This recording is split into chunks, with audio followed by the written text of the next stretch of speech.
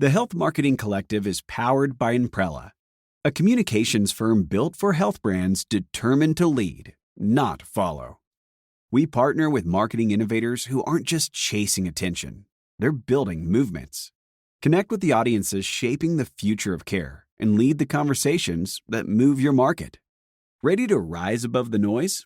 Visit Imprella.com. That's INPRELA.com. Let's create something that moves the market.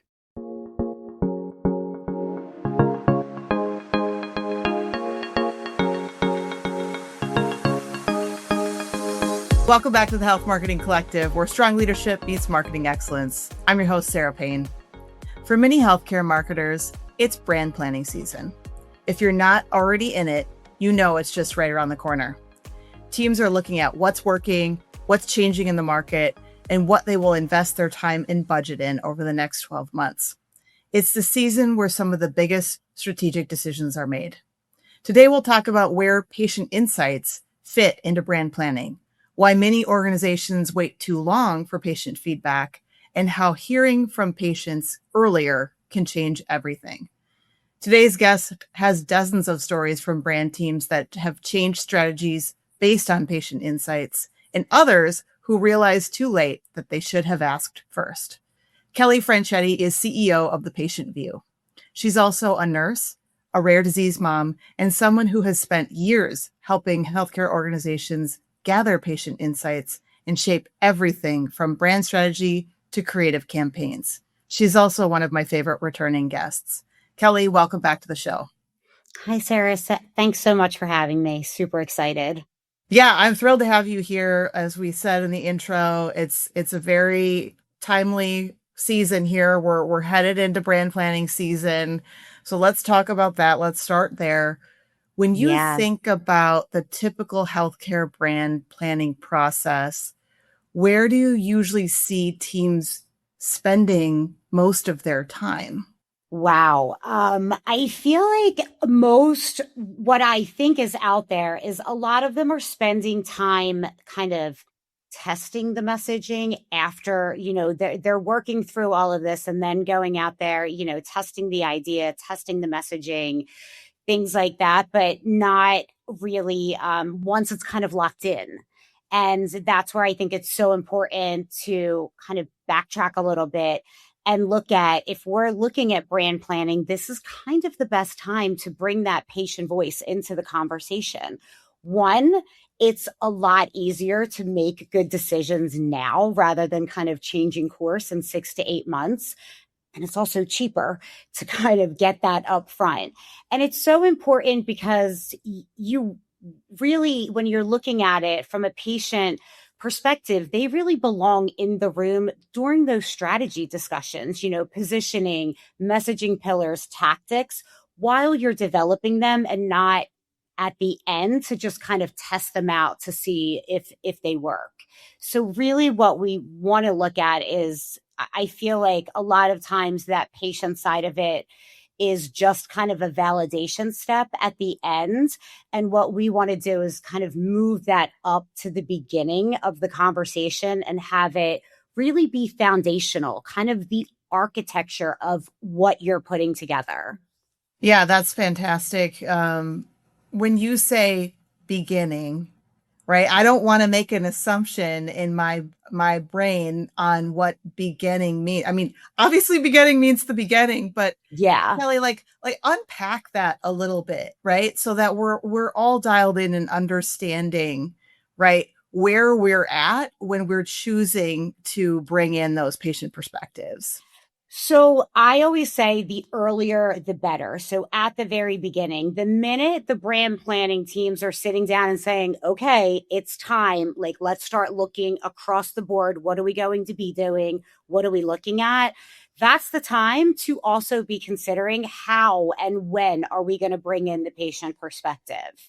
And they should really have a seat at that table early on. If we're saying we're going to start developing messaging in the next 2 to 3 months, we should be talking to the patients now so that we have all of that input for what's coming, down the road.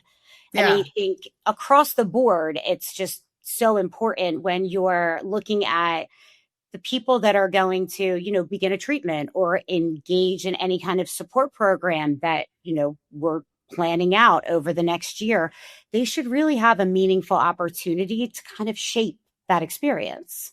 Yeah, no, that's really helpful context. You've mentioned before that even very experienced marketing teams can make assumptions about patients without even really realizing that they're doing it. What are some of the common assumptions that you see over and over again? Yeah, I think, we have worked with some really, really strong, marketing teams, and even the strongest teams, they're usually optimizing for the disease or, for the brand story, and not always, how a patient actually is experiencing their journey kind of day to day.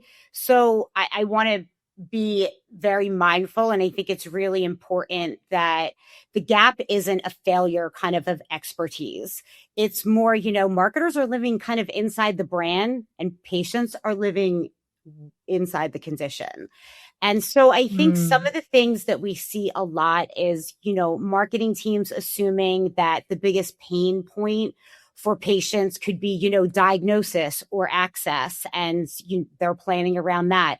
And oftentimes it could be something, that's mundane, like insurance friction or side effect management, or just not knowing kind of what does normal progression look like. So I think, that's one of the assumptions that we see. And I think we see a lot of message testing. And I think it's really important to note that, messages are a lot of times tested for clarity and for appeal from a marketing perspective, and not for how they're landing emotionally or how they're landing for patients at different points in their journey. For instance, a newly diagnosed patient getting on therapy, they hear things and they experience things very differently than someone that's 5 years into this disease. So really kind of stepping back and looking at messaging and how we're talking to them, and how are we pulling across kind of progression and from the newly diagnosed all the way through. And then I think also, some of the things we see are support programs really being designed from an operational perspective and how easy it is to deliver, and not so much focused on what do the patients actually need in the support program. So I think there are probably a couple of things that we see. And it's so important. Again, I want to say it's not that the marketing teams are not doing a good job. It's really that patients and brand teams are looking at that same condition, right? But they're looking at it from two completely different lenses or vantage points. So planning season is really when we can close that gap. I love that. Yeah. So many great points you made there, Kelly. I wanted to go back to that beautiful frame that you provided, which is exactly what you just talked about. It is the brand team, the brand leaders sitting inside the brand and the patients sitting inside the condition. I mean, I wrote that down because it just really resonated with me. You're right. Yeah. And we have to be really careful about minding that gap, because that's the reality of the lens, right? From where we sit. And I also love hearing stories. And to your point, right? These are smart, sophisticated, experienced brand teams. We don't want to throw anybody under the bus, but do you have any examples where we could protect identities here, but a team was really convinced that they understood their audience and sort of what happened when they actually went around to putting those ideas in front of patients, and how then that feedback really showed them perhaps they'd waited too long to get it in front of patients? Yeah, absolutely. I have a couple of examples. I'll give you a kind of one that's from triple negative breast cancer. We've done a lot there, all the way, early on from clinical trial discovery all the way through to commercialization. This really speaks to kind of messaging, creative, and putting together campaigns. When you talk about breast cancer, everyone just automatically thinks pink, Susan G. Yeah. Komen, early detection, early cure.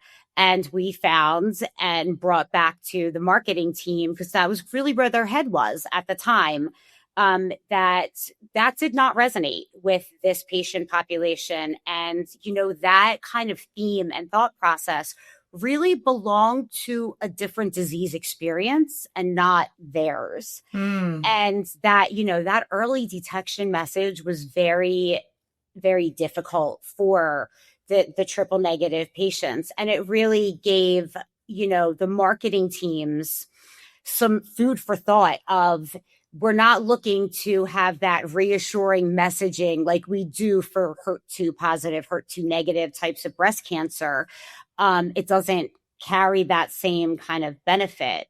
So they really shifted it once we had all of these conversations, and they moved away from kind of the pink ribbon, the awareness cues, the early detection framing, and they really moved towards messaging and a color palette and a campaign that creatively spoke to the triple negative patients, but they were involved in it all the way through. The minute the marketing team kind of took a step back and said, this is not going to work, what we thought we were going to do, let's now co-create it with the patients. And that, I would say, was probably one of those big aha moments from really kind of changing that disease category kind of playbook that everybody has and taking that deeper dive. And it meant so much to the patients. And I think, the marketing team loved it, and the pharma company absolutely loved it. They've really built something different now for that patient population and the way that they speak to them. Yeah, I mean, just what you're describing there, I could feel how they must have felt very seen, right? And how powerful that is, right? As a brand, as an organization, to deliver that, to bring that forward and allow this patient population perhaps to be seen in a way that maybe nobody had ever really fully realized or done for them in the past, right? Like, exactly. Wow, that's an amazing thing. And it was so neat because it was such an iterative process that once the marketing teams kind of took it back, brought it all in, they had, 3 or 4 different concepts that they then put together based on everything. We then went back and put those in front of patients, and they could weigh in on what the taglines were, what the creative looked like, everything. And not only was that like so powerful, but the patients themselves said so many times as we were going through it, this is so amazing that you're allowing us to kind of weigh in and give our opinions. And it was one of the most I guess for me and for the marketing team, it was very emotional. It was very, it has stuck with us for a long time. Whenever I see them, we talk about it a lot. So yeah, that was like a big switch up. Yeah. Another probably really good, and this won't be throwing anything under the bus, this will just kind of show you kind of the power of it in lysosomal storage diseases like Pompe, Fabry, Hunter syndrome, all of those that kind of fall into that LSD area.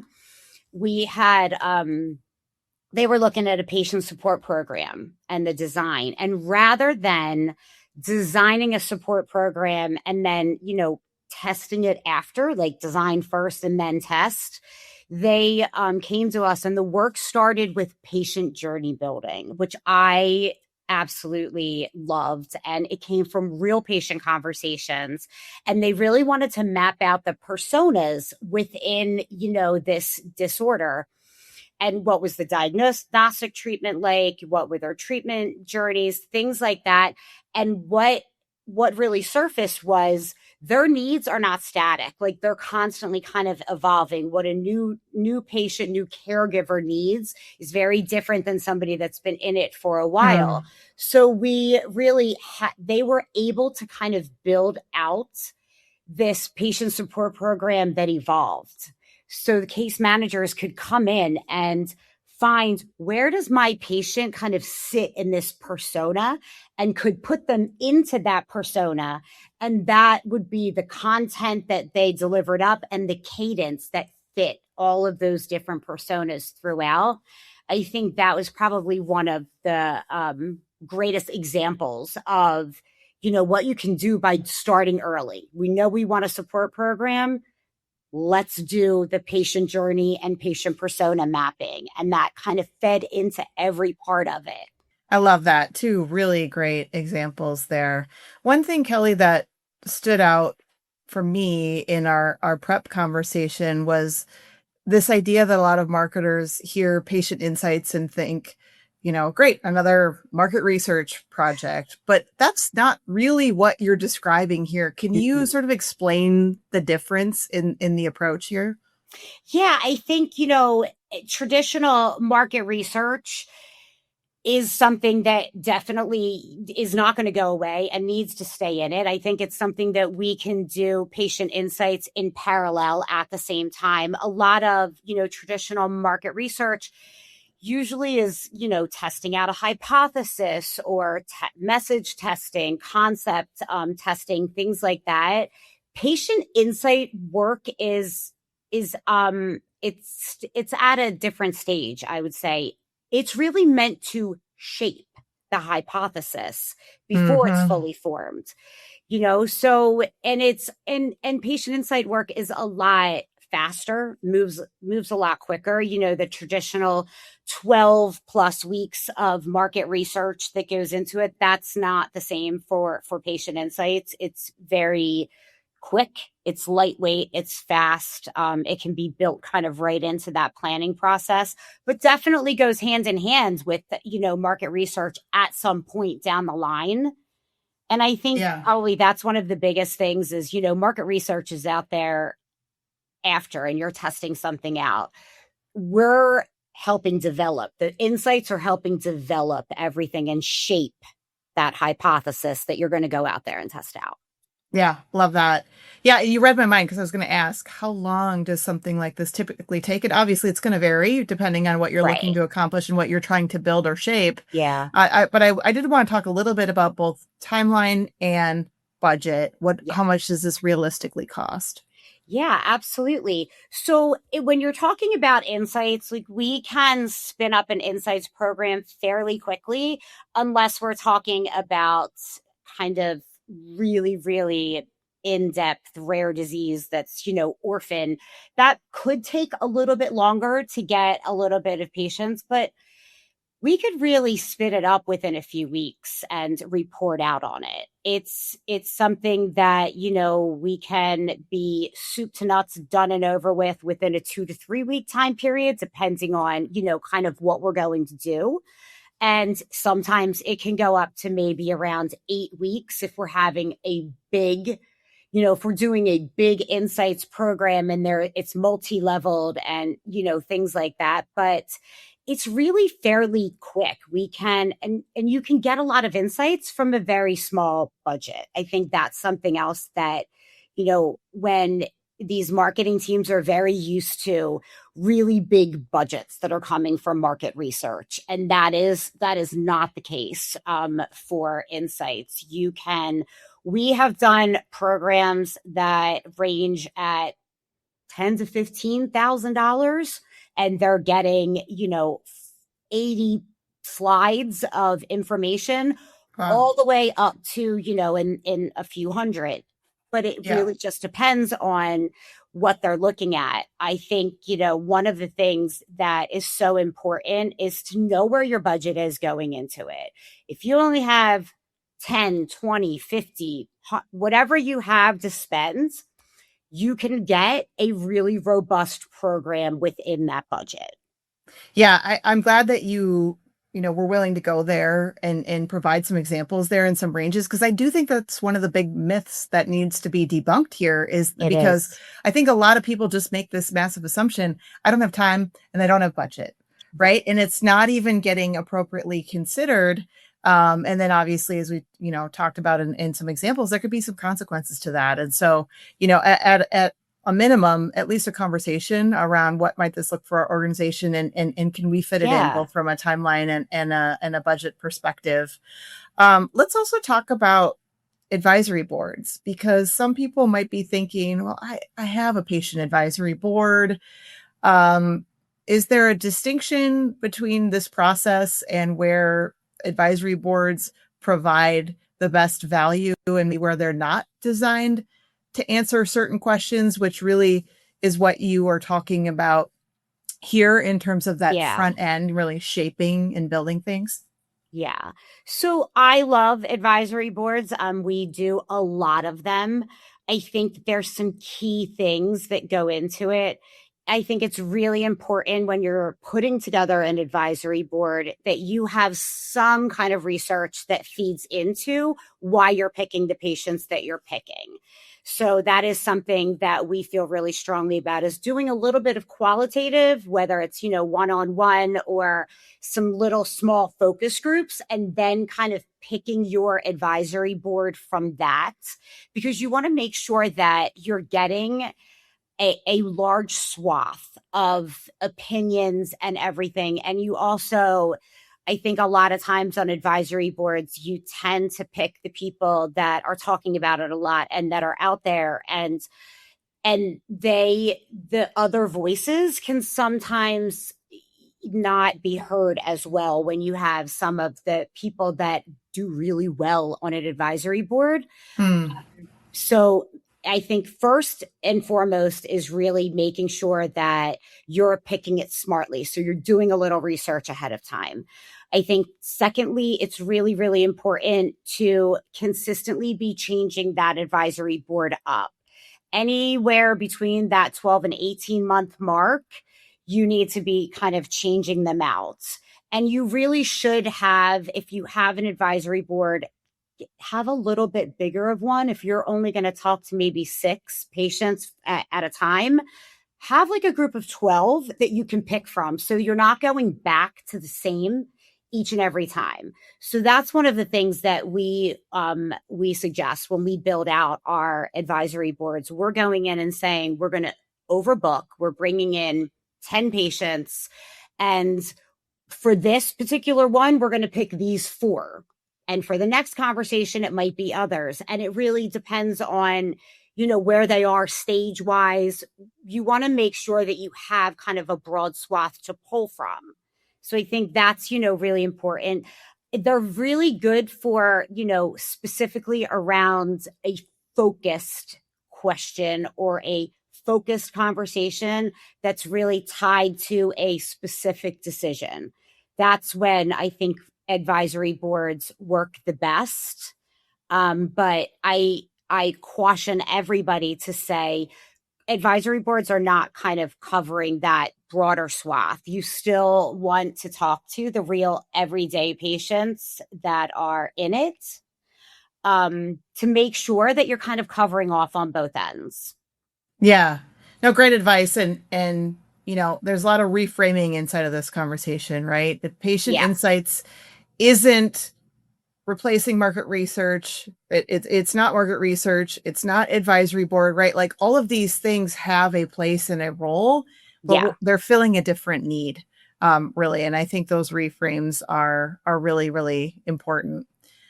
I also want to bring agencies into this conversation. How does bringing patient insights into the process make agencies stronger strategic partners? I think, and we're talking, when we say agencies like AORs, agencies of record that are, So I think, for an agency, getting that deeper knowledge of the patient is excellent. I think that makes them a phenomenal partner because they're really good at what they do. And by bringing in and partnering with, patient insights, and these agencies can really excel at whatever they're being brought into for, whether it's commercial activation, putting together the support programs, all of those things.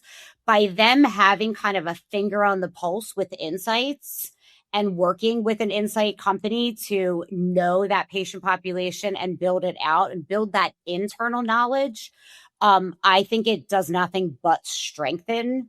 I think it's something that we're seeing the pharma companies ask a lot about. It's not the way it used to be years ago where it was just the agency and they kept using the same agency. I think I'm seeing a lot more competition. They're no longer just the AOR and they get all of it. A lot of pharma is really looking at, what do you know about the patient population? And by having some of those partnerships that we have with AORs, it strengthens their position. Like we'll come in and sit in on any of the bid defenses or any of those things to bring that patient perspective in by talking to some patients prior to bringing a little bit on to say, hey, here's what we know. As we continue to develop this is what we're going to do with patients in the future and continue that feedback loop. Yeah, that's so smart. So smart. So Yeah. if I'm planning next year's marketing strategy, I don't have unlimited resources. I might have the budget or time for one patient insight initiative. How do I think about where to focus? I mean, obviously it depends on business priorities Right. and objectives, but, just walk us through a little bit of that conversation that you tend to have with your clients when determining, where we're going to spend the dollars on this. Yeah. Yeah. I think, we have that conversation a lot because budget is huge. Everybody's, bottom line. So we always tell our different teams that we talk to, if they have, issues with budget, issues with timing, things like that, you really want to look at a few things. One, we always recommend focus it. If you're going to spend it and you have a little bit to spend, focus it on the front end.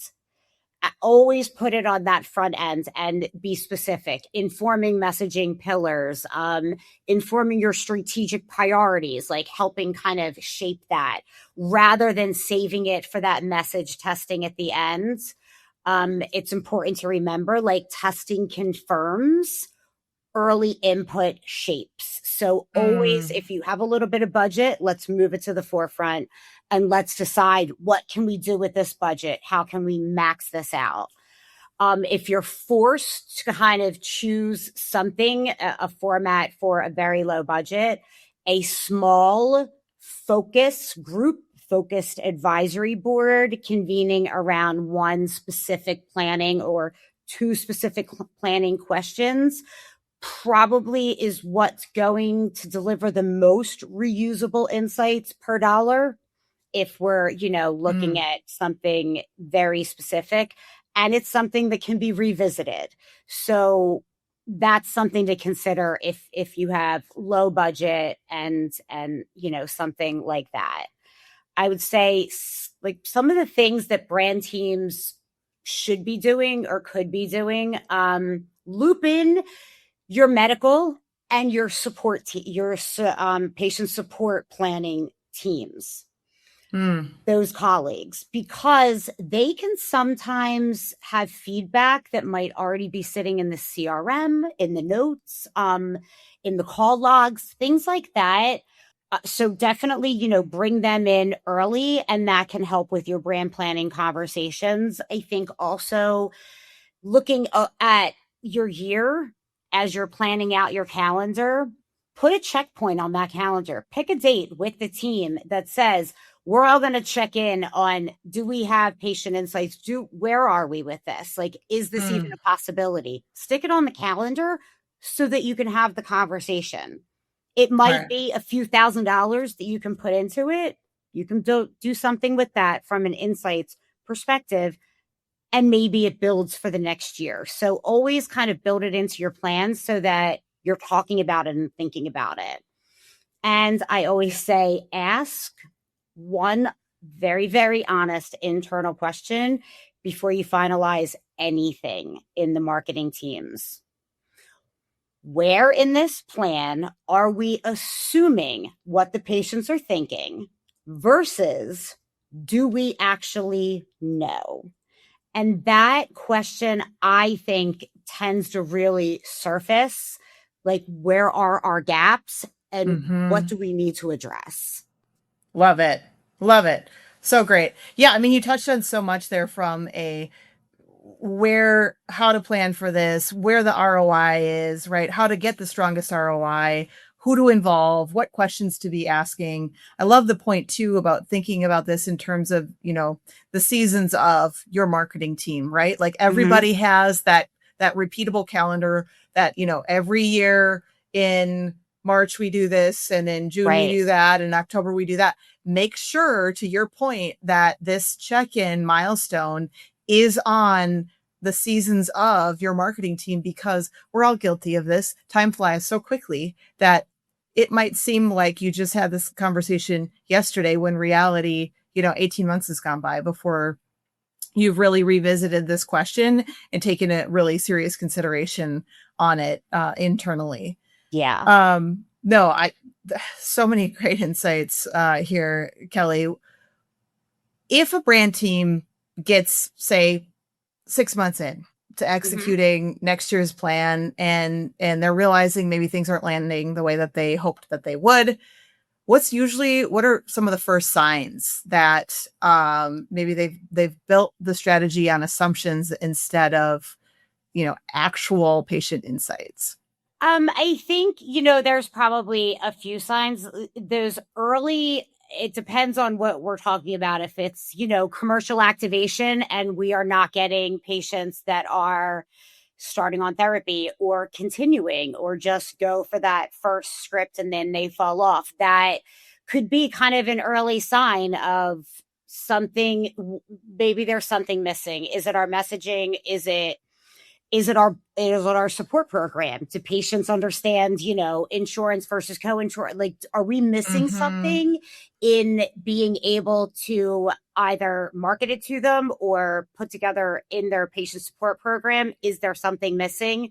So I think really it's kind of, that drop off, or if they're not getting any hits on, if they're building out a website and they think that, this is where everybody's going to come for all of this information that we're building and nobody's really coming. Did we make an assumption of what patients want to know? Or do we know that this is what they need and this is what they're looking for? So I think, and it's never ever too late. Like, I think that's another really important thing as you bring this up, when you start to realize, wait a minute, this isn't actually going the way we thought it would or had we hoped. That is a moment where you can, hit a pulse check. Like, let's do a quick pulse check out there with patients. We can find that out, very quickly. In 2 to 3 weeks, we can just kind of get out there with the patient population and find out, or did we miss something? Is there a link that we missed? What is it? And Smart. Really very quickly, it might be something as simple as the verbiage, the way patients talk about something may be completely different than what's being put out there right now. Yeah, that's so smart. I love the pulse check. There's so much goodness wrapped in this conversation today, Kelly, that I feel like we are putting brand teams in a good position heading into brand planning season here. And, at the very least, getting them to maybe think different about how they've approached it in the past, get past and asking at a minimum this critical question. And I think you've made it pretty clear, right, where those consequences can come in, and where the true ROI comes in making this investment. Yeah, absolutely. And I think so important, planning season does not mean bigger budget. I think that's probably the most important thing. Is I think probably everybody on these teams wants this, but you want it and you think it's really important, but the thought process usually is, oh, I don't think we could do it with our budget. And it does not. You don't need a bigger budget to include the patient voice. You just need to give them kind of an earlier seat at the table for it. Yeah, absolutely. Well, that'll be music to a lot of people's ears, I think, here heading into planning season. And, I love that this conversation really is about helping people make better decisions, right? Before we spend months building campaigns and these support programs and the creative, let's spend that time up front to make sure we've got everything pointed in the right direction. Kelly, thanks so much for coming back to the show today. This was amazing. Thank you so much for having me. A great conversation. Thanks. Yeah. And remind us, Kelly, what's the best way for listeners to get in touch with you? They can absolutely reach out. We have a website, www.the-patientview.com. And you can find me on LinkedIn. I'm always on there. You could message me there, or you can email me at kfranchetti@the-patientview.com. Wonderful. Thanks again, Kelly. Thank you so much. And thank you all for joining us on the Health Marketing Collective, where strong leadership meets marketing excellence, because the future of healthcare depends on it. We'll see you next time.